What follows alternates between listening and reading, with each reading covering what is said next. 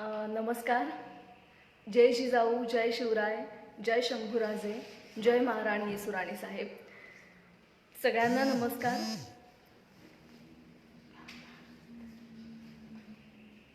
आजचा आपला विषय आहे महाराणी येसुराणी साहेबांची भूमिका साकारत असतानाचा जो सगळा प्रवास होता, तर त्या प्रवासाबद्दल तुम्हाला ज्या काही शंका आहेत किंवा ज्या काही प्रश्न तुम्हाला विचारायचे आहेत, तर ते तुम्ही आज विचारू शकता आणि मी सगळ्यांच्या प्रश्नांची उत्तरं द्यायचा प्रयत्न करणार आहे. नमस्कार सगळ्यांना, जय शिवराय.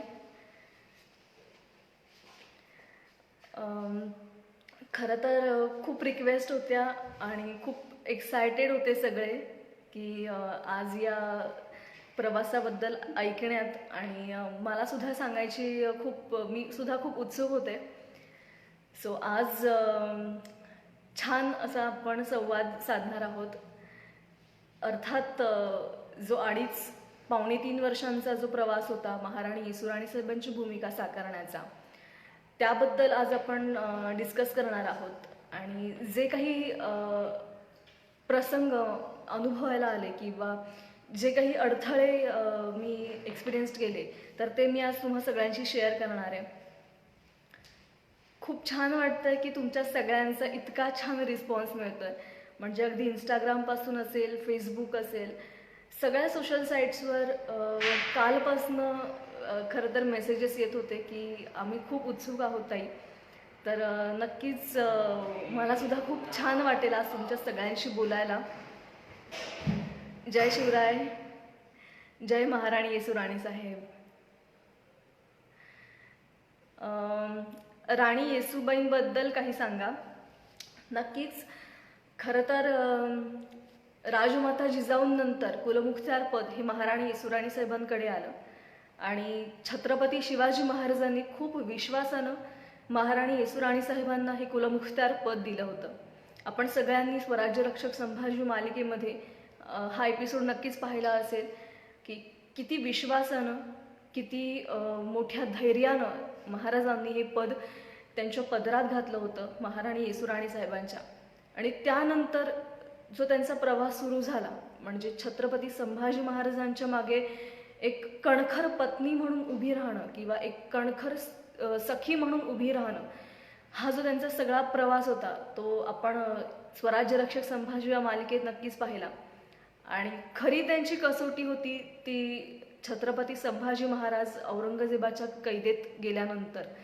जर त्यांनी 29 वर्षांचा त्याग केला, 29 वर्ष त्या औरंगजेबाच्या कैदेत राहिल्या, तो सगळा एकंदर इतिहास आपल्या सगळ्यांसाठी अभिमानास्पद असा आहे.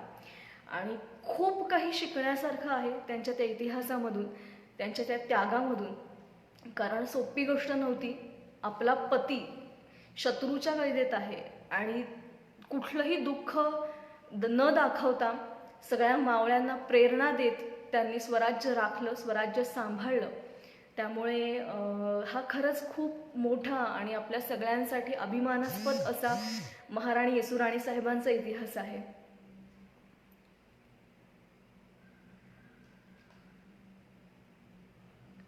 जय शिवराय.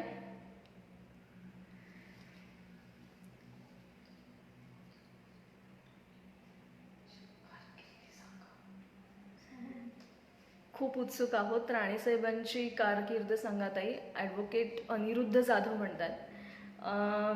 दादा, खरं तर महाराणी येसुराणी साहेबांवर जितकं बोलू तितकं कमी आहे. कारण ही दुसरी राजश्री जिचा इतिहास मागे पडत गेला, काही कारणास्तव असेल, कितीही कारणं त्याला असतील, पण हा इतिहास खरं तर जगासमोर यायला हवा होता. कारण त्यांचा जो त्याग आहे स्वराज्यामागचा असेल, त्यांची जी धडपड आहे स्वराज्यासाठीची असेल, तर ती खरंच खूप शिकवणूक असेल आपल्या सगळ्यांसाठीच. कारण कितीही मोठं संकट उभं राहिलं तरीसुद्धा एक स्त्री ते संकट कसं परतवून लावू शकते याचं उत्तम उदाहरण म्हणजे महाराणी येसुराणी साहेब. आणि जेव्हा ही भूमिका माझ्या वाट्याला आली तेव्हा म्हणूनच मी खूप घाबरले होते. घाबरण्यापेक्षा खूप दडपण होतं. ही भूमिका माझ्याकडून कशी वठवली जाईल, पण तुमच्या सगळ्यांची साथ मिळाली आणि ही भूमिका खूप छान पद्धतीने प्रेक्षकांसमोर उभी राहिली. महाराणी येसुराणी साहेबांचा जो संपूर्ण जीवन प्रवास आहे तो खरंच खूप त्याच्यातून शिकण्याजोगं आहे, त्याच्यातून आत्मसात करण्याजोगं आहे. आजच्या या 21व्या शतकामध्ये माझ्या संपूर्ण माता भगिनींसाठी जर कोणी आदर्श व्यक्तिमत्व म्हणून असेल तर ते अर्थात महाराणी येसुराणी साहेब आहे. कारण एक उत्तम पत्नी, एक उत्तम सखी, एक उत्तम बहीण, एक वीर माता, ह्या सगळ्यांचं एक कॉम्बिनेशन म्हणायला हरकत नाही. महाराणी येसुराणी साहेब त्यांनी ज्या प्रकारे त्यांच्या जीवनामध्ये छत्रपती संभाजी महाराजांना मोलाची साथ दिली, एक उत्तम सून म्हणून त्या छत्रपती संभाजी महाराजांच्या राहिल्या, एक उत्तम सून म्हणून त्यांनी जी काही कारकीर्द बजावली ती खरंच खूप कौतुकास्पद आणि अभिमानास्पद आहे आपल्या सगळ्यांसाठीच. त्यामुळे मी जिथे जाईल तिथे अगदी कळकळून सांगत असते की प्लीज हा जो इतिहास आहे, जो मागे पडलेला आहे, तो पुन्हा एकदा आपल्याला जपायचा आहे, तो जगाला दाखवून द्यायचा आहे. कारण अमेरिकेसारख्या महासत्ताक असलेल्या देशामध्ये द शिवाजी मॅनेजमेंट गुरु असा एक 100 मार्कांचा सब्जेक्ट शिकवला जातो आणि मला असं वाटतं की हा खरं तर आपला अभिमान आहे, ही आपली संस्कृती आहे आणि हा आपला इतिहास आहे. त्यामुळे ते जपण्याचं आणि ते सांभाळण्याचं काम आणि कर्तृत्व खरं तर आपलं आहे, ते आपण नक्कीच केलं पाहिजे. जय जिजाऊ, जय शिवराय.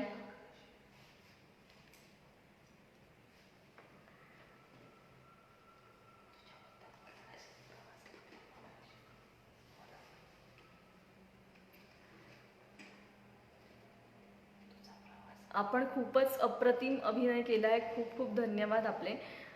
जगदीश कांचर म्हणतात, धन्यवाद दादा.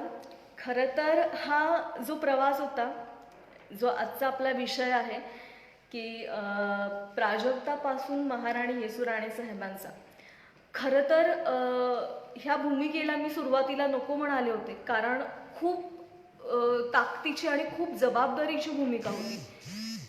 इतक्या लहान वयात इतकी ताकदीची भूमिका कशी साकारायची असा मोठा प्रश्न माझ्यासमोर होता. मला माहीत नव्हतं की ही भूमिका मी जी करतेय, जे सीन मी शूट करते ते कसे होतील किंवा ते प्रेक्षकांना आवडतील का, किंवा त्यावर प्रेक्षकांची काय प्रतिक्रिया आहे. पण मनात कुठेतरी फक्त जिद्द अशी होती की हा इतिहास प्रेक्षकांपर्यंत पोहोचणं जास्त गरजेचं आहे. छत्रपती संभाजी महाराजांचा इतिहास असेल, आणि छत्रपती शिवाजी महाराजांनंतर खरंच स्वराज्याचं काय झालं हे जे एक प्रेक्षकांपर्यंत किंवा संपूर्ण जगासमोर आणण्याची जी धडपड होती ती खरं तर मनामध्ये होती आणि त्या पद्धतीने मी वाटचाल करत होते.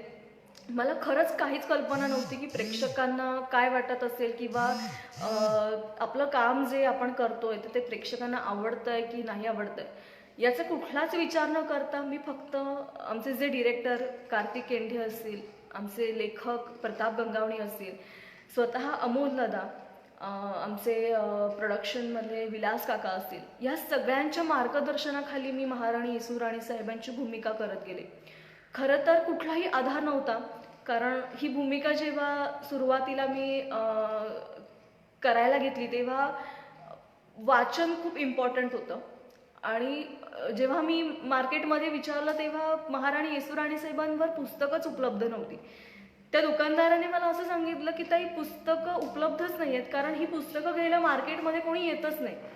आणि त्याच दुकानदाराकडे मी काही दिवसांनी गेले तेव्हा त्यांची प्रतिक्रिया अशी होती की ताई या भूमिकेमुळे, जी भूमिका तुम्ही साकारली त्यामुळे आता इतकी मागणी महाराणी येसुराणी साहेबांच्या जीवनावरील पुस्तकांची वाढलेली आहे की आमच्याकडे स्टॉक कमी पडतो. म्हणजे तिथे मला माझ्या कामाची पहिली पावती मिळाली की आपण जे काम करतोय, आपण जी भूमिका वठवतोय तर ती प्रेक्षकांपर्यंत पोहोचतीये आणि त्याचा एक समाजात छान पद्धतीने असा ठसा उमटत चालला होता. असा एकंदर प्रवास होता. आणि जसं जसं मी भूमिका साकारत गेले तसं तसं प्रेक्षकांचं प्रेम, प्रेक्षकांचे प्रतिक्रिया माझ्यापर्यंत येत गेल्या आणि एक कुठेतरी कॉन्फिडन्स वाढत गेला की आपण जे काम करतोय ते चांगलं होतंय आणि ते लोकांना आवडतंय, ते लोकांपर्यंत पोहोचतंय. जेव्हा कुठलीही भूमिका आपण साकारत असतो तेव्हा ती भूमिका प्रेक्षकांना आवडण्यापेक्षा ती भूमिका प्रेक्षकांपर्यंत पोहोचणं खूप गरजेचं असतं. आणि मला असं वाटतं की ज्या पद्धतीनं तुम्ही सगळ्यांनी महाराणी येसूराणी साहेबांच्या भूमिकेला जो प्रतिसाद दिलाय तर तो खरंच खूप अप्रतिम असा प्रतिसाद आहे. वतनासाठी लाचार होऊन आपल्याच माणसाचे मुर्दे पाडणाऱ्या मराठी माणसाच्या मनगटात रग आणि धग आऊसाहेबांच्या कुशीतून आली आणि आबासाहेबांनंतर शौर्य, गनिमी कावा, त्याग, बलिदान, कूटनीती या शब्दांची ओळख महाराणी येसूराणी साहेब छत्रपती संभाजी महाराजांनी स्वराज्याला करून दिली. प्राजक्ताताई, तुमच्याकडून महाराणी येसूराणी साहेबांचा अभिनय फारच छान झाला. तुमच्या या भूमिकेसाठी कष्टास माझा मुजरा. ही कमेंट केली आहे लवेश कुमार बनसोडे यांनी. धन्यवाद दादा. खरं तर खूप मोठी कमेंट आहे ही. आणि अर्थात छत्रपती शिवाजी महाराजांनंतर स्वराज्य राखण्याचं, स्वराज्य सांभाळण्याचं काम छत्रपती संभाजी महाराज आणि महाराणी येसूराणी साहेबांनी केलं. खरंच मी जसं मगाशी म्हणाले की ही भूमिका साकारणं अवघड काम होतं. तर तुमच्या सगळ्यांच्या ह्या ज्या प्रतिक्रिया येत आहेत तर मला असं वाटतं की ही जी भूमिका आहे ती नक्कीच तुमच्या सगळ्यांपर्यंत पोहोचली. फक्त पोहोचली नाही तर तुमच्या सगळ्यांच्या मनामनात, घराघरात ती भूमिका पोहोचली. आणि खूप अवघड असं काम होतं. म्हणजे शूटिंगला जाण्यापासून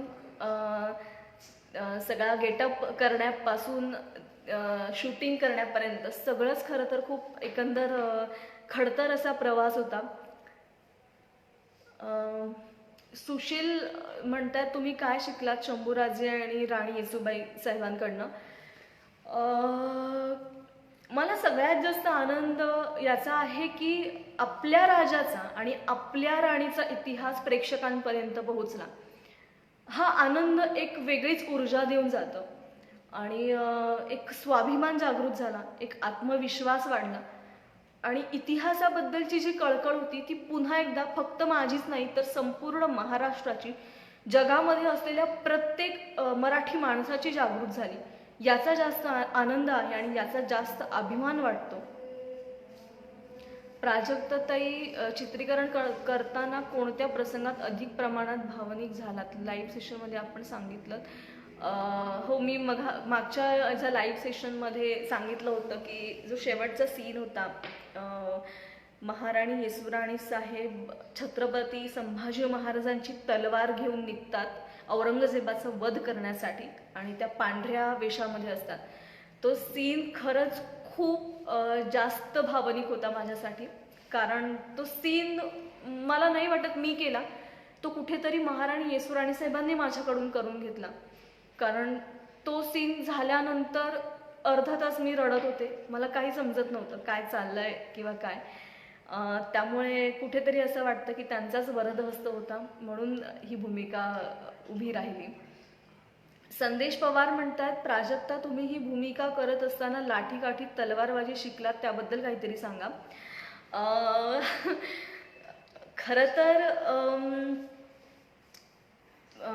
जी प्राजक्ता तुम्हाला महाराणी येसूराणी साहेबांच्या भूमिकेमध्ये दिसली तर ती तेवढी धाडसी नव्हती ही भूमिका करण्याच्या आधी. कारण घोडेस्वारी शिकणं ही माझ्यासाठी खूप मोठी गोष्ट आणि कठीण गोष्ट होती. अवघड किंवा अशक्य असं मी म्हणणार नाही, कारण nothing is impossible, the word itself is I am possible असं मी कायम म्हणत असते. सो अशक्य अशी गोष्ट ती नव्हतीच माझ्यासाठी. फक्त कुठेतरी धाडस दाखवण्याची गरज होती आणि ते धाडस माझ्याकडून दाखवलं गेलं म्हणून मी घोडेस्वारी शिकू शकले.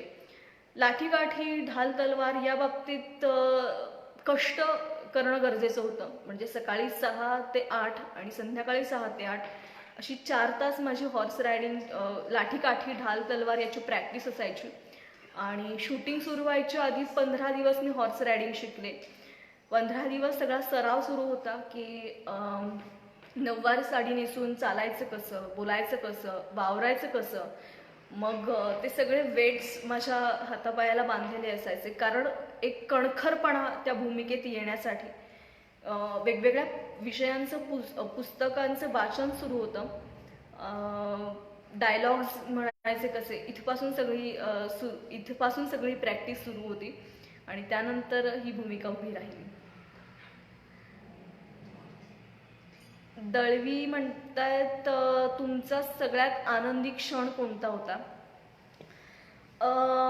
खरं तर ही भूमिका जेव्हा माझ्या वाट्याला आली तेव्हा जो काही मोमेंट होता माझ्यासाठी तोच सगळ्यात ग्रेट असा मोमेंट होता आणि तो सगळ्यात बेस्ट क्षण माझ्या आयुष्यातला असेल.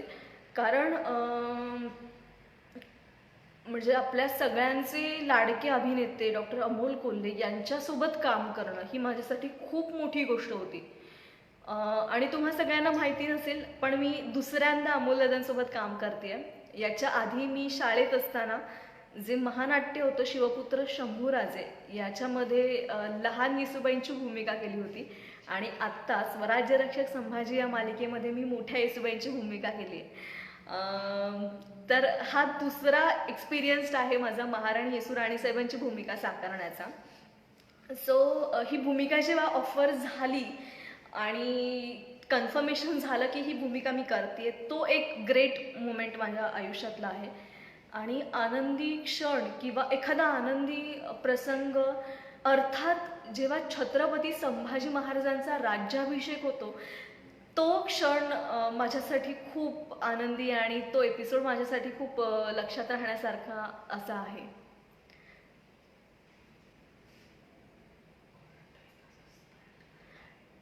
अक्षय घाटगे म्हणतात, क्वारंटाईन कसा स्पेंड करताय? वेगवेगळ्या विषयांवरचं पुस्तक वाचन सुरू आहे, अभ्यास चालू आहे. कुकिंगची आवड आहे त्यामुळे थोडंसं कुकिंग चालू आहे. कधी कधी डान्स प्रॅक्टिस चालू आहे. स्वराज्य रक्षक संभाजी मालिका पुन्हा एकदा कंटिन्यू पाहायला मिळते, त्याचा आनंद आहे. सो एकंदर क्वारंटाईनमध्ये सुद्धा स्वतःला बिझी ठेवलेलं आहे.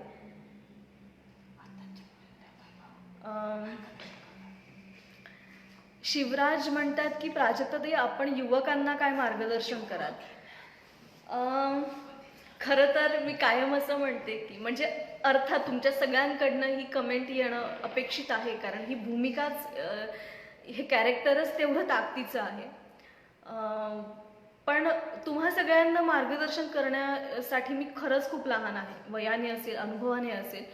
पण जे काही मी या प्रवासात अनुभवलं की तुमच्या आयुष्यात कितीही कष्ट करायची तुम्हाला वेळ आली तरी तुम्ही कमी पडू नका. तुम्हाला कितीही अडथळे आले, कितीही अडचणी आल्या तरी तुम्ही कमी पडू नका. प्रसंगाला तोंड देऊन कसं पुढे जायचं याच्यासाठी महाराणी येसू राणीसाहेबांचा आदर्श घेणं, त्यांचं व्यक्तिमत्व आत्मसात करणं खरं तर गरजेचं आहे. म्हणजे मला आठवतं आहे की शूटिंग सुरू असताना खूप अडचणी आल्या.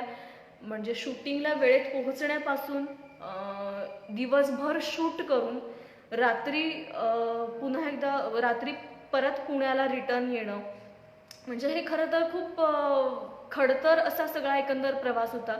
मी दिवसभर शूट करायचे आणि अभ्यासासाठी म्हणा किंवा कॉलेजसाठी म्हणा मला पुण्याला यायला लागायचं. सो दिवसभर शूट करून मी रात्री ट्रॅव्हलिंग करायचे आणि जी काही झोप व्हायची ती माझी फक्त ट्रॅव्हलिंगमध्ये व्हायची. सकाळी उठून पुन्हा रोजचं रुटीन सुरू व्हायचं. कित्येकदा तर शूटिंग जास्त वेळ चालायचं, त्यामुळे झोप व्हायची नाही आणि झोप झाली नाही की ते चेहऱ्यावर दिसायचं. सो सगळे आमचे युनिटमधले जे सगळे मेंबर्स होते ते विचारायचे की आज झोप झाली नाही का, किंवा त्यांना आपसूक कळून जायचं की मी पुण्यावरून आली आहे किंवा मला पुण्याला जायचं आहे. पण स्वराज्य रक्षक संभाजीचं जे युनिट होतं ते इतकं सपोर्टिव्ह आणि इतकं पॉझिटिव्ह होतं. मी स्वतःला खूप भाग्यवान समजते की इतक्या पॉझिटिव्ह लोकांसोबत मला काम करायची संधी मिळाली. स्वतः अमोलदादा सुद्धा कधी कधी विचारायचं किंवा कधी सांगायचं की आज उशीर झालाय किंवा आज झोप, उद्या हवं तर पुण्याला जा. असा एकंदर सगळा प्रवास असायचा. पण जर आपण थांबलो तर आपण तिथेच संपतो असं एक थॉट डोक्यात आहे. त्यामुळे थांबायचं नाही असं ठरवलंय. सगळ्या युवकांना हेच सांगेन की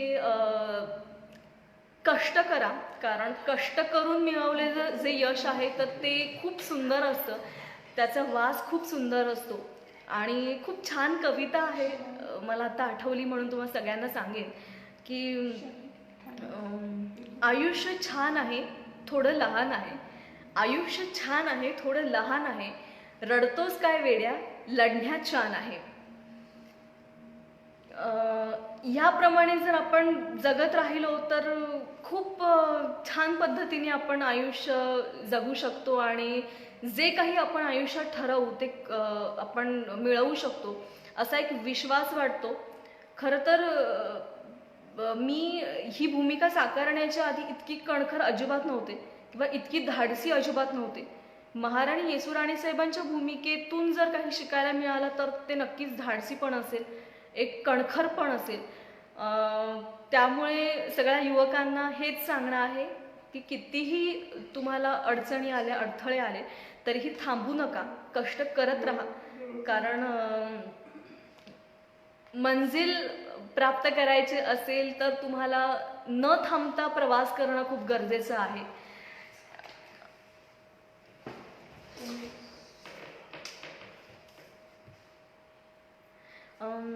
महेश पाटील म्हणतात, I live in Tamil Nadu near Kanyakumari, love from all Tamil Nadu fans. Oh thank you so much Mahesh Patil, तुम्ही तमिळनाडूवरून स्वराज्य रक्षक संभाजी मालिका पाहताय.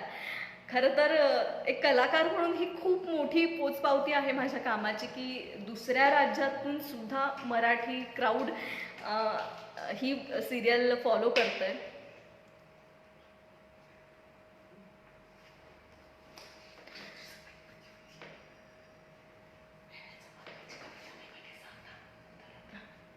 रवींद्र शेंदरकर म्हणतात की life is best. Yes, life is best, life is beautiful, just waiting for you. कारण तुम्ही किती कष्ट घेताय त्याच्यासाठी तुमचं सक्सेस तुमच्यासाठी थांबलेलं आहे. त्यामुळे थांबू नका, प्रयत्न करत राहा. फक्त एक गोष्ट लक्षात ठेवा की आपण प्रयत्न करत असताना किंवा आपण यशाच्या शिखराकडे वाटचाल करत असताना आपल्यामुळे कोणाला त्रास होणार नाही ना, आपल्यामुळे कोणाला धक्का लागणार नाही ना, याची काळजी घेणं हे सुद्धा आपलं तितकंच कर्तव्य आहे. त्यामुळे यशाच्या मार्गाकडे वाटचाल करत असताना दुसऱ्या कोणाला आपल्यामुळे त्रास होणार नाही याची काळजी फक्त घ्या.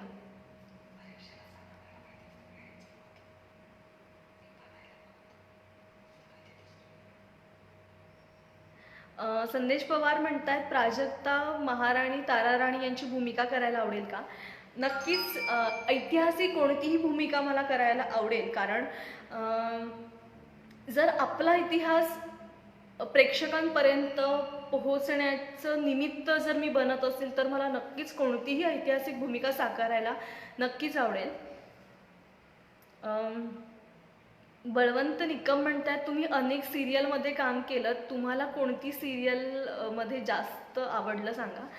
अर्थात प्रत्येक भूमिका ही वेगळं प्लॅटफॉर्म तुमच्यासाठी तयार करत असते. त्यामुळे कलाकार म्हणून अनेक वेगवेगळ्या भूमिका साकारायला मला नक्कीच आवडेल. पण महाराणी येसुराणी साहेबांची भूमिका ही जास्त प्रभावशाली माझ्या आयुष्यातील ठरली. मी राजस्थानला असतो, कोल्हापूरचा आहे, पण संपूर्ण मालिका 2 वेळा बघितली अशी कोणीतरी कमेंट केली आहे. थँक्यू दादा, मी तुमचं नाव नाही पाहू शकले, पण खरंच म्हणजे धन्यवाद शब्द हा सुद्धा खूप कमी आहे तुमच्या सगळ्यांसाठी.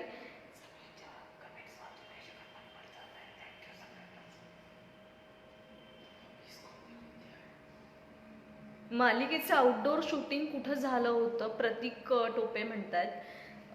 जे सगळं आपलं स्वराज्य रक्षक संभाजी मालिकेचं शूटिंग होतं तर ते फिल्म सिटी मुंबई गोरेगाव इथे शूट करण्यात आलं आणि तिथेच आउटडोअर शूट आपण सगळं केलं. काही आउटडोअर शूट हे सातारला झालं पण आमच्या सगळ्यांसाठी एक घर होतं स्वराज्य रक्षक संभाजी महाराजांचं सेट. म्हणजे ध्रुव पाटील म्हणतात, congratulations for your great achievement, thank you so much. Rutuja More म्हणतात की तुम्ही या भूमिकेसाठी काय काय केलं, काय सांगाल?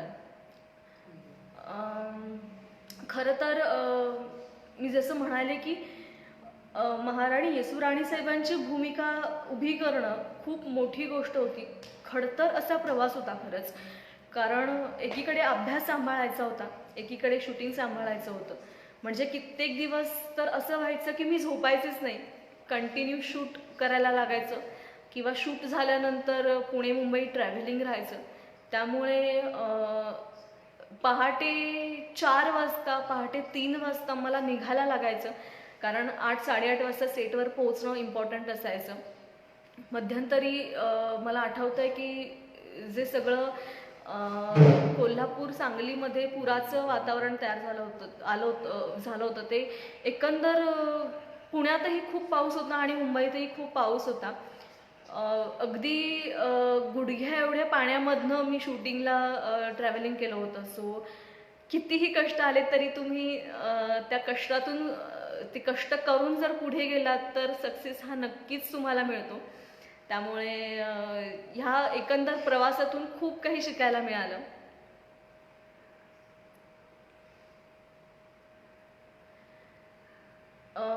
वैभव म्हणतात की हंबीर मामा म्हणजेच सरसेनापती हंबीर मामा यांची जी भूमिका होती तर ती सुद्धा खूप छान झाली. खरंच म्हणजे ज्यांनी ही भूमिका साकारली तर त्यांची भूमिका सुद्धा खूप छान अशी प्रेक्षकांनी उचलून धरली. प्रतीक टोपे म्हणतात की मालिकेतील तुमच्यावरचं गाणं खूप आवडलं. धन्यवाद दादा, हे गाणं मलाही खूप आवडलं आणि मी सारखी ते गुणगुणत असायचे शूटिंग करत असताना सुद्धा. खरंच खूप छान गाणं आहे हे.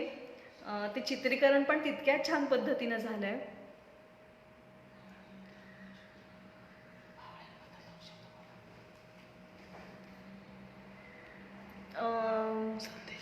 संदेश पवार म्हणतात, प्राजक्ता आपल्या स्वराज्याच्या मावळ्यांबद्दल 2 शब्द बोला.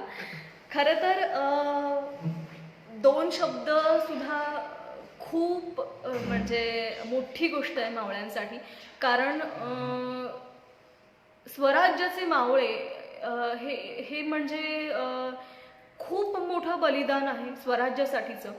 कारण म्हणजे छत्रपती शिवाजी महाराजांच्या कारकिर्दीतले सगळे मावळे असतील, तानाजी मालुसरेंपासून बाजीप्रभू देशपांडेंपर्यंत सगळे मावळे, किंवा छत्रपती संभाजी महाराजांच्या कारकिर्दीतले सगळे मावळे असतील, मला असं वाटतं की स्वराज्याचा पाया हा जर कोणी बांधला तर तो अर्थात सगळ्या मावळ्यांच्या बलिदानामुळे. त्यांनी जे रक्त सांडलं स्वराज्यासाठी ते खरंच खूप मोलाचं असं आहे आणि त्यांच्यामुळे स्वराज्य उभं राहिलं.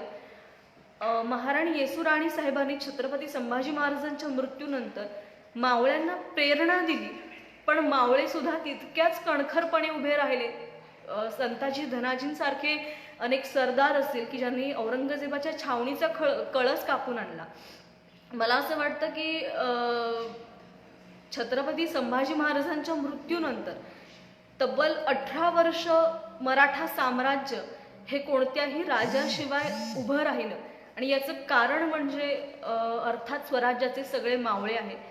त्यामुळे मावळ्यांबद्दल जेवढं बोलू तेवढं कमी आहे आणि आपणही सगळे आता स्वराज्याचे मावळे आहोत, हीच भावना डोक्यात ठेवून आपल्याला वाटचाल करायची आहे.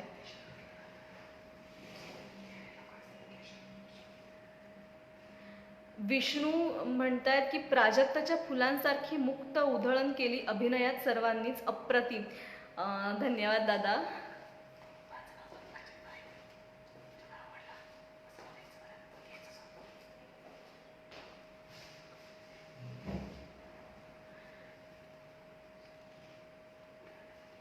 खरंच म्हणजे सगळ्याच कलाकारांनी खूप छान भूमिका केली आहे.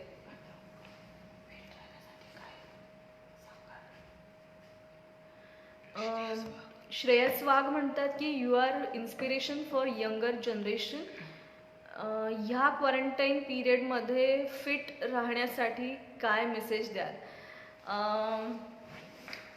खरं तर फिटनेस खूप इम्पॉर्टंट आहे आणि मला फिटनेस खूप आवडतो.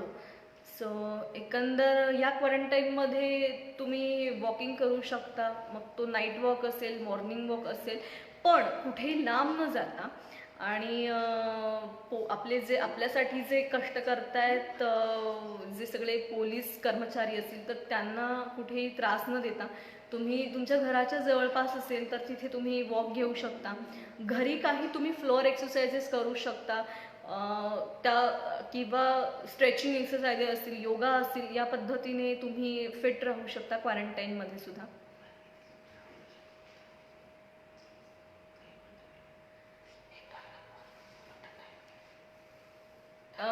ताई एक डायलॉग योगेश चौगुले, आणि मगाचपासून खूप कमेंट्स येतात डायलॉगच्या. डायलॉग खरं तर खूप आहेत आणि म्हणजे आमचे जे लेखक आहेत प्रताप गंगावणे यांनी प्रत्येक सीनमध्ये जे काही डायलॉग्स लिहिले आहेत प्रत्येक कॅरेक्टरच्या तोंडी, तर ते इतके अप्रतिम आहेत. म्हणजे अमोलला कायम असं म्हणायचं की त्यांना सरस्वतीचं वरदान आहे आणि म्हणून त्यांच्याकडून इतकं छान लिहिलं जातं. तर तुमच्या सगळ्यांच्या निमित्ताने मी त्यांना एकदा हॅट्स ऑफ देते की प्रताप सर तुम्ही खूप छान डायलॉग्स लिहिलेत.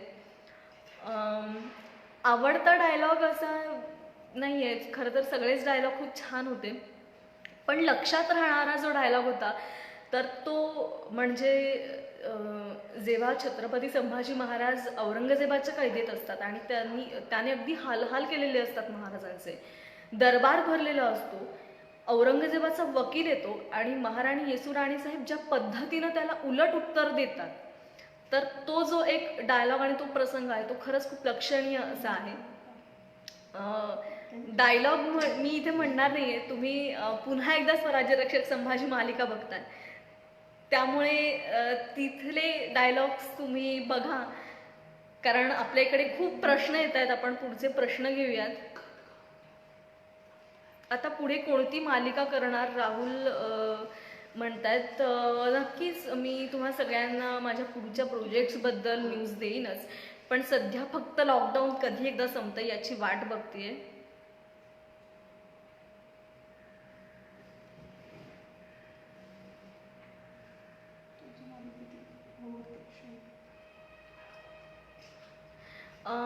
संदेश पवार म्हणतात की जिजाऊ आऊसाहेबांच्या लेकींना काय सांगाल. खरं तर हा जो एक शब्द तुम्ही वापरलात जिजाऊ आऊसाहेबांच्या लेकींना, ह्याच्यातच खरंच खूप मोठी ताकद आहे. जिजाऊ आईसाहेब म्हटलं की सगळंच संपलं, कारण जी माऊली तुम्हाला जन्म देते, 9 महिने तुम्हाला पोटात वाढवते, चालायचं कसं, बोलायचं कसं, कसं खायचं, इथपासून जी माऊली तुमच्यावर संस्कार करते, ती माऊली म्हणजे अर्थात आपल्या सगळ्यांचं भूषण, आपल्या सगळ्यांसाठी भूषण असलेलं असं व्यक्तिमत्व म्हणजेच राजमाता जिजाऊ. आणि या म्हणजे राजमाता जिजाऊ असतील किंवा महाराणी येसूराणी साहेब असतील, महाराणी ताराराणी साहेब असतील, या सगळ्यांचा जो इतिहास आहे तो खरंच आपल्याला खूप काही शिकवून जातो आणि सगळ्या शिवकन्यांना अभिमान वाटावा किंवा या इतिहासामुळे आपली मान उंच होते याचा जो एक वेगळाच आनंद आहे, तीच खूप आम्हा शिवकन्यांसाठी मोठी गोष्ट आहे. त्यामुळे जिजाऊंच्या लेकींना वेगळं काही सांगण्याची गरज नाही. हा जो इतिहास आहे तोच आपल्याला लक्षात ठेवायचा आहे आणि शिवकन्यांसारखं वागायचं आहे आपल्याला, एवढंच फक्त लक्षात ठेवून वाटचाल करायची आहे. उत्तम भूमिकेतून इतिहास मांडलात ऋषिकेश म्हणतायत. थँक्यू सो मच दादा. उमेश म्हणतात तलवार आणि घोडा चालवण्यासाठी तुम्हाला किती कालावधी लागला. खरं तर मलाच माहिती नव्हतं की ही भूमिका साकारताना मी हे सगळं करू शकेन का, पण कुठेतरी आमच्या युनिटचं म्हणजे स्वराज्य रक्षक संभाजी मालिकेचं जे युनिट आहे त्या सगळ्यांचं खूप पॉझिटिव्हली पाठिंबा मला मिळाला, त्यामुळे मी हे करू शकले. हॉर्स रायडिंगसाठी मी 15 दिवस आधी प्रशिक्षणाला सुरुवात केली आणि लाठी काठी ढाल तलवार हे मी 8 दिवसात शिकले. ह्या खरं तर खूप मोठ्या मोठ्या कमेंट्स आहेत आणि त्या खूप पटपट वरती जात आहेत, त्यामुळे वाचणं डिफिकल्ट आहे. दळवी म्हणतायत, चिन्मयजी दळवी म्हणतायत, ताई लॉकडाऊन नंतर महाराष्ट्र दौरा काढा. नक्कीच मलाही आवडेल तुम्हा सगळ्यांना भेटायला आणि महाराष्ट्र दौरा काढायला नक्कीच आवडेल मलाही. राधा गिराडकर म्हणतात लुकिंग ब्युटिफुल, मानाचा मुजरा ताईसाहेब, धन्यवाद. योगेश साबळे म्हणतायत की महाराणी येसुराणी साहेबांवर चित्रपट कधी येणार. मी सुद्धा वाट बघतेय खरं तर याची, आणि मी स्वतःला खूप नशीबवान समजेन की या चित्रपटामध्ये जर मला पुन्हा एकदा तिसऱ्यांदा म्हणजे महाराणी येसुराणी साहेबांची भूमिका साकारायला मिळाली तर.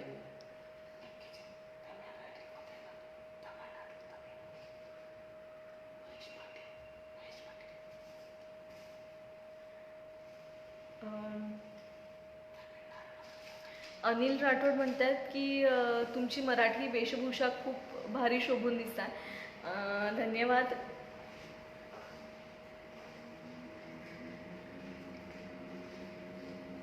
महेश कोकाटे म्हणजे अनाजी पंत, त्यांनी प्रश्न विचारलाय की मालिकेतील आवडता सीन कोणता. सो तुम्हाला हत्तीच्या पायी दिला तो सीनही खूप लक्षात राहण्यासारखा आहे, म्हणजे माझ्याच नाही तर संपूर्ण महाराष्ट्राच्या लक्षात राहण्यासारखा असा सीन आहे की जेव्हा अनाजी पंतांना हत्तीच्या पायी दिलं जातं. आणि खरंच म्हणजे माझा आवडता सीन जर कोणता असेल तर तो शेवटचा सीन, मी जे सारखं सांगते की मी नाही केला तो सीन, महाराणी येसुराणी साहेबांनी माझ्याकडून करून घेतला, की जेव्हा खबर मिळते की महाराजांना मृत्यूदंडाची शिक्षा झाली आणि त्याच्यानंतर त्या डोळ्यातून एकही थेंब न काढता आपल्या महालात जातात, सगळे सौभाग्यलंकार काढतात आणि दरवाजा उघडतो, आपल्याला महाराणी येसुराणी साहेब पांढऱ्या वेशात दिसतात, हातात शंभूराजेंची तलवार असते आणि त्या तिथे दृढ निश्चय करतात की आम्ही औरंगजेबाचा वध करणार. तो जो एक सीन आहे तो माझ्यासाठी खूप लक्षात राहण्यासारखा सीन आहे.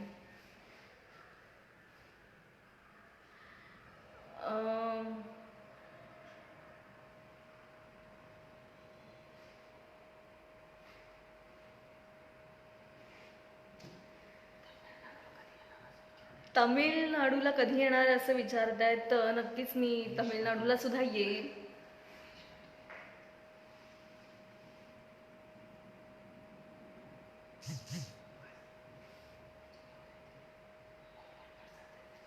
खरं तर खूप कमेंट्स वरती वरती जात आहेत पटपट, त्यामुळे प्राजक्ताताई येसुबाईंच्या भूमिकेतील आव्हानात्मक प्रसंग. आव्हानात्मक प्रसंग म्हणजे आमच्या सिरियलचा जो पहिला सीन आम्ही शूट केला तो म्हणजे की शृंगारपूरहून महाराणी येसुराणी साहेब रायगडावर यायला निघालेले असतात, की जी महाराणी येसुराणी साहेबांची आपण एंट्री बघितली या मालिकेमध्ये, की त्या स्वतःचा मेणा एका प्रेग्नेंट बाईला देतात आणि त्या घोड्यावर स्वार होऊन निघतात. जो घोड्यावर स्वार होऊन निघण्याचा सीन होता तो खूप डेंजर सीन होता, कारण तो घोडा जो होता, मी जो चालवत होते, तर तो थांबायलाच तयार नव्हता. आमचं सगळं युनिट तो घोडा थांबवायला उभं होतं, पण तो घोडा काही केल्या थांबत नव्हता आणि आम्ही त्याच्या स्पीडने आम्ही सगळे पळत होतो. तो एक जो सीन आहे तो माझ्यासाठी खूप आव्हानात्मक सीन होता.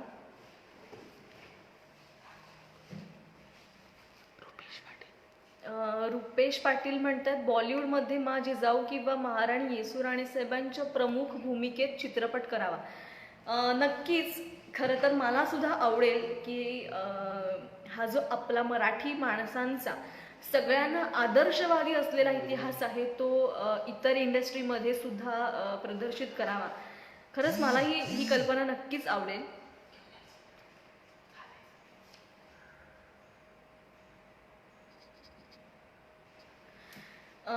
संदेश पवार म्हणतात की महाराजा सयाजीराव गायकवाड यांच्या इतिहासावर सुद्धा अभ्यास करावा. नक्कीच मला बडोदा संस्थान संस्थापक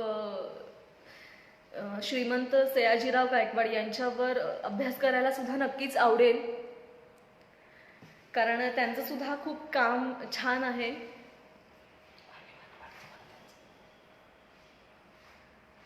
गणेश शिंदे म्हणतात, ताई आता डिग्री पूर्ण केली की नाही? नाही, अजून डिग्री कंप्लीट व्हायची आहे माझी.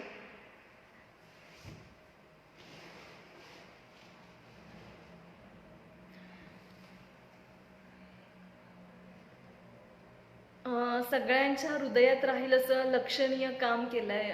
खरंच म्हणजे धन्यवाद की तुमच्या सगळ्यांचं मोठेपण आहे. तुम्ही ही भूमिका खरं तर डोक्यावर घेतलीत आणि तुम्ही सगळ्यांनी मनामनात घराघरात या भूमिकेला जागा दिली. त्याबद्दल तुमच्याच सगळ्यांचे मी धन्यवाद मानेन. या पुढचा इतिहास दाखवा. सचिन म्हणतात की खरंच मला सुद्धा असं वाटतं की छत्रपती संभाजी महाराजांच्या मृत्यूनंतर महाराणी येसूराणी साहेबांचा जो त्याग आहे, 29 वर्ष त्या कैदेत राहिल्या. औरंगजेब जिथे जिथे जाईल तिथे तिथे महाराणी येसूराणी साहेबांना तो घेऊन जात होता, कारण त्याला भीती होती, जर या राणीला आपण एक क्षण जरी नजरेआड केलं तरी पुन्हा ती तितक्याच ताकदीने स्वराज्य स्थापन करू शकते. मला असं वाटतं की हा जो सगळा इतिहास आहे तो खरंच प्रेक्षकांच्या समोर येण्याची काळाची गरज आहे. कारण ज्या पद्धतीने महाराजांची त्यांनी क्रूरपणे हत्या केली, त्याच्यानंतर ते दुःख कवटाळून न बसता महाराणी येसूराणी साहेब कणखरपणे उभ्या राहिल्या. त्यांनी स्वराज्य राखलं, फक्त राखलं नाही तर ते सांभाळलं, सांभाळलं नाही तर ते वाढवलं, सगळ्या मावळ्यांना प्रेरणा दिली. आणि इतकं मोठं संकट असून सुद्धा, स्वराज्यावर येऊन सुद्धा त्यांनी स्वराज्याचा छत्रपती कुठेही हरवू दिला नाही. म्हणजे राजाराम राजेंना आणि महाराणी ताराराणींना त्यांनी चोरवाटेने जिंजीकडे पाठवलं. तर हा जो सगळा इतिहास आहे तो खरंच खूप इंटरेस्टिंग असा इतिहास आहे आणि तो खरंच प्रेक्षकांसमोर यावा अशी माझी सुद्धा मनोमन इच्छा आहे. ताई, तुम्ही आज महाराष्ट्रातील मुलींच्या रोल मॉडेल बनला आहात. सुनील महाडिक म्हणतायत, धन्यवाद दादा. खरं तर ही खूप मोठी कॉम्प्लिमेंट आहे माझ्यासाठी, कारण रोल मॉडेल बनणं ही एक सामान्य व्यक्तीमधून असामान्य व्यक्ती बनणं ही खूप मोठी गोष्ट असते. आणि आज तुमच्या सगळ्यांच्या प्रेमामुळे, आशीर्वादामुळे मी हा प्रवास करू शकले. हा प्रवास करताना फक्त एकच विचार डोक्यात होता की आपल्याला सामान्य व्यक्तीमधून असामान्य व्यक्ती व्हायचंय, त्यामुळे असामान्य असेच कष्ट करायचे आहेत आणि ते करावे लागणार आहेत. त्यामुळे हा प्रवास माझ्याकडून खरं तर केला गेला आणि तुमची सगळ्यांची मोलाची साथ मला मिळाली. धनेश पंधारे म्हणतात की मला तुमचा येवला पैठणी देऊन सन्मान करण्याची माझी इच्छा आहे. तुम्ही मंचरला कधी याल? नक्कीच दादा, मी मंचरला येईल. आणि खरं तर येवला पैठणीसाठी नाही, पण तुमच्या प्रेमासाठी मी नक्कीच मंचरला येईल.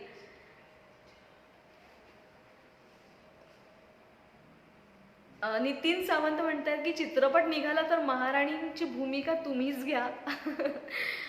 नक्कीच मी पुन्हा एकदा तुमच्या सगळ्यांसाठी महाराणी येसूराणी साहेबांची भूमिका याच्यापेक्षाही ताकदीनं नक्कीच करेल.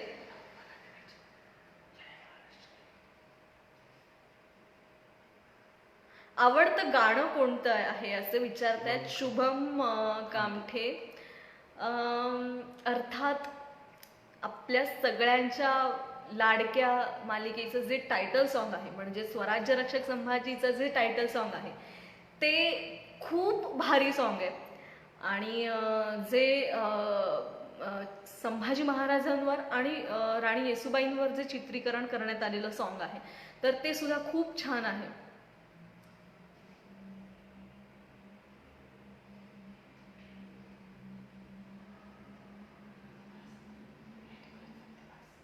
मालिकेतील सर्वात दुःखद घटना कोणती असं सागर गायकवाड म्हणतात.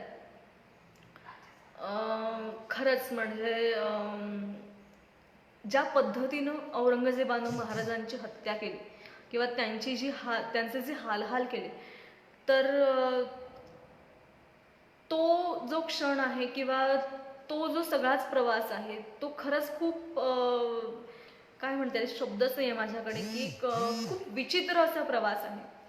आणि मला तो सीन अजूनही आठवतो की जेव्हा निळोपंत खबर घेऊन येतात महाराणींकडे की महाराजांची कशा प्रकारे धिंड काढण्यात आली. उंटावरून अगदी मळकटलेला तो उंट होता आणि विदूषकाची टोपी घालून ज्या पद्धतीनं खरंच त्यांची धिंड काढण्यात आली आणि महाराजांच्या तोंडातून एक अवाक्षरही निघलं नाही.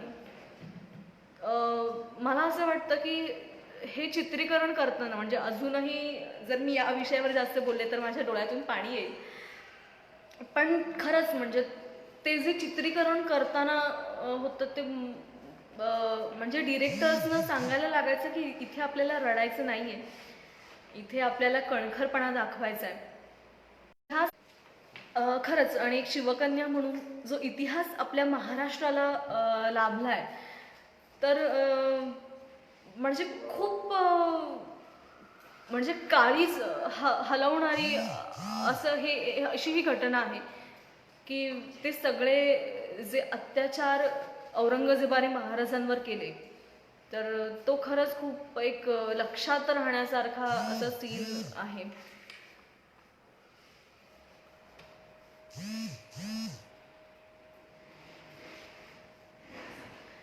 सत्यजित पडवळ म्हणतात की तुम्ही अगदी परफेक्टली व्यक्तिरेखा साकारली येसुराणी साहेबांची. धन्यवाद दादा.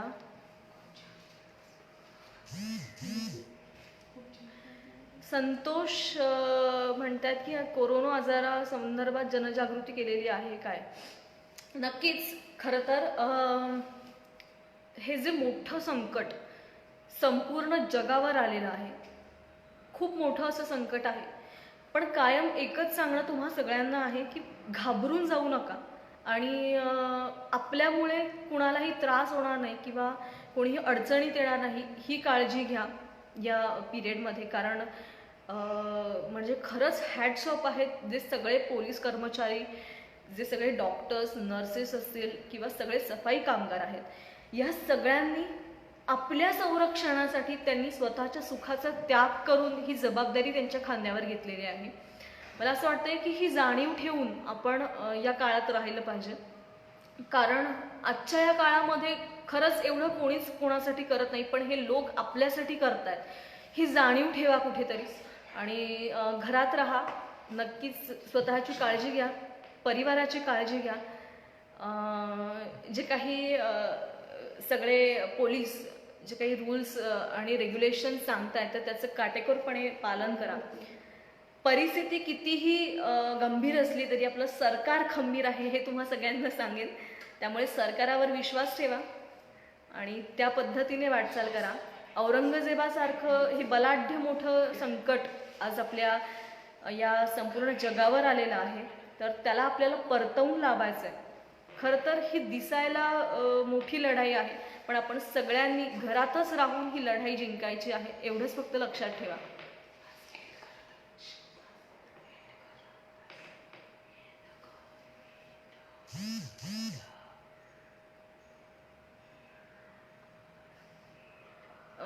हो, मी सुद्धा काळजी घेतेय आणि तुम्ही सगळ्यांनी सुद्धा काळजी घ्या.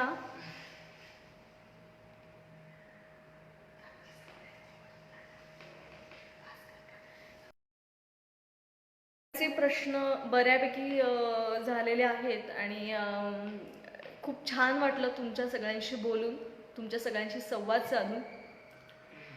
भावेश सागर म्हणतात अमोल सर लाईव्ह आहेत.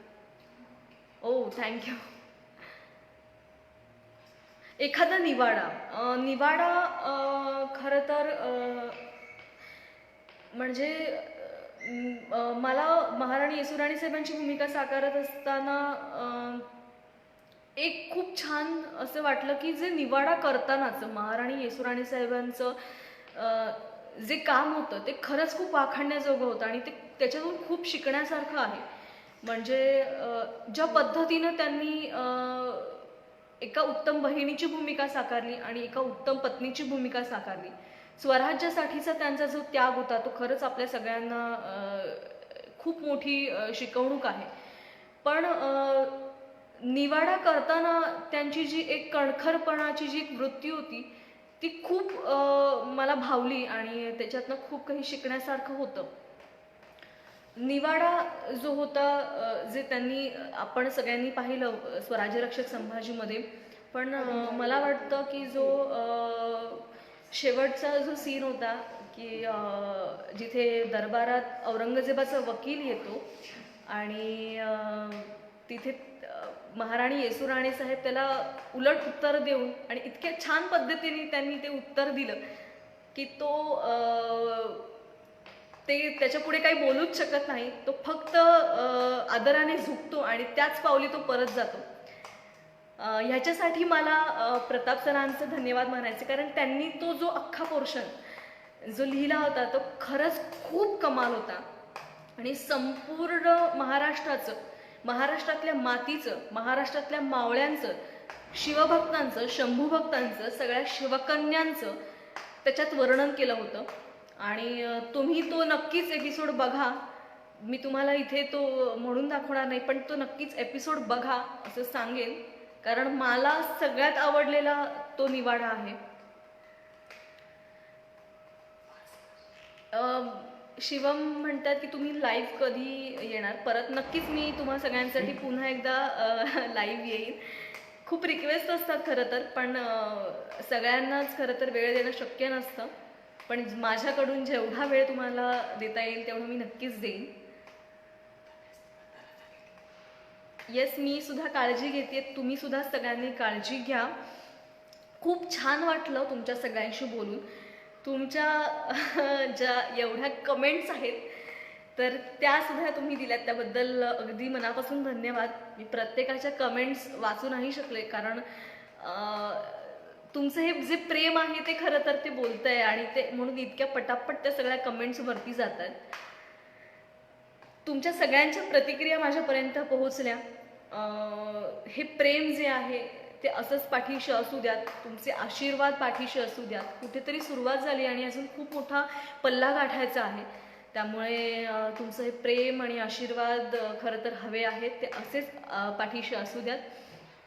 सगळ्यांनी लॉकडाऊनमध्ये प्लीज घराबाहेर पडू नका, स्वतःची काळजी घ्या आणि आपल्या सगळ्यांसाठी जे रात्रंदिवस कष्ट करतायत पोलीस कर्मचारी, डॉक्टर, नर्स, सगळे सफाई कामगार, तर त्यांना आपण मदत करूयात घरीच राहून. आणि please stay home, stay safe, please काळजी घ्या. आणि कालच न्यूजला एक न्यूज होती की एक भारती विद्यापीठामध्ये एका पोलीस कर्मचाऱ्यांचा मृत्यू झाला कोरोनामुळे. तर ही खरंच खूप दुःखद अशी घटना आहे, दुःखद अशी बातमी आहे की आपल्यासाठी हे सगळे लढतायत, सगळं स्वतःच्या सुखाचा त्याग करून ते आपल्यासाठी ड्युटी करतायत. तर ही जाणीव ठेवा प्रत्येकानं प्लीज, कारण ही मनापासून अगदी रिक्वेस्ट आहे. हे लवकरच लॉकडाऊन उठेल अशी आशा व्यक्त करते आणि तुम्ही सगळेच स्वतःची काळजी घ्याल, आपला इतिहास जपाल, आपली संस्कृती, आपली जी परंपरा आहे ती जपाल अशी आशा व्यक्त करते. शिवरायांचा आशीर्वाद सदैव पाठीशी राहो. नक्कीच आदित्य शिंदे. छत्रपती शिवाजी महाराजांचा, छत्रपती संभाजी महाराजांचा, राजमाता जिजाऊंचा, महाराणी येसूराणी साहेबांचा, या सगळ्यांचा आशीर्वाद आपल्या पाठीशी नक्कीच आहे. पण त्यासाठी गरज आहे तो म्हणजे की प्रत्येकानं, प्रत्येक शिवभक्तानं, प्रत्येक शंभूभक्तानं छत्रपतींचे विचार मनामध्ये जागृत ठेवण्याची. सो ह्या सगळ्या गोष्टी प्लीज लक्षात ठेवा. आणि